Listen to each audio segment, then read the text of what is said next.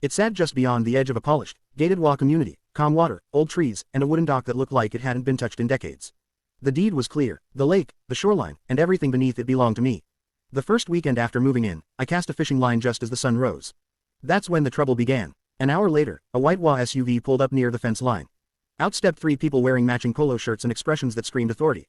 The man in front introduced himself as the HOA president. "You can't fish here," he said. I told him I could. He told me the HOA managed the lake. I showed him the deed on my phone. His jaw tightened. "We'll handle this," he said. 2 days later, I woke up to silence. No birds, no ripples. I walked to the dock and froze. Fish floated everywhere, small ones, big ones, dozens of them, belly up, motionless. The water had an oily sheen and a sharp, chemical smell that burned my nose.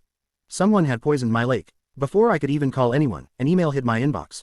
HOA notice. Unauthorized fishing activities have caused ecological imbalance. The lake has been treated. Fishing is now prohibited. Treated. That was their word for poisoning. I called environmental services immediately. When the investigator arrived, he knelt near the water, dipped a testing strip, and swore under his breath.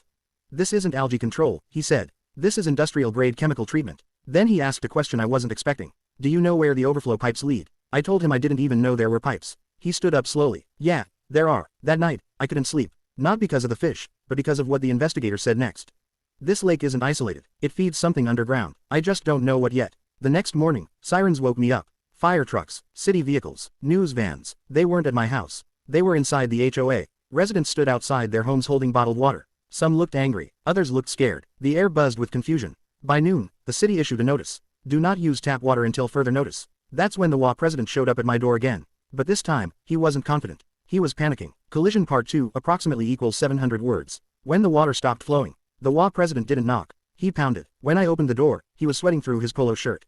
"What did you do?" he demanded. I laughed. Actually laughed. "I went fishing," I said. "You're the one who treated the lake." He swallowed hard. Behind him, I could hear shouting from the street. Residents arguing, someone crying. An hour later, the truth came out. The lake wasn't just scenic. It fed an underground reservoir built decades earlier, long before the HOA existed. That reservoir supplied emergency water pressure and backup drinking water to the entire neighborhood.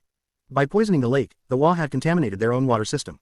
The city shut everything down instantly. No showers, no toilets, no drinking water, and worse, the chemicals they used weren't approved for potable water systems. This wasn't a violation, it was a crime. Investigators seized HOA records by evening. Emails, meeting notes, vendor invoices. They found everything. "If we treat the lake, he'll stop fishing. He doesn't need to know about the pipes. We control that land anyway." They controlled nothing. The HOA board tried to blame a contractor. The contractor handed over emails proving he warned them. The news stations had a field day. HOA poisons own water supply in property dispute. Residents turned on the board overnight. Lawsuits piled up. Families had to temporarily relocate. The HOA had to pay for bottled water deliveries, emergency filtration, and full environmental cleanup. Millions of dollars, gone. The court hearings were brutal. The judge didn't raise his voice. He didn't have to. He dissolved the HOA on the spot. Each board member was personally fined. 2 were barred from serving on any HOA again. The former president avoided my eyes the entire time. Months later, the lake recovered. The state restocked it, installed monitoring systems, declared it a protected water source. And me, I fish every weekend. The fence separating my property from the former HOA is still there, but now it's quiet.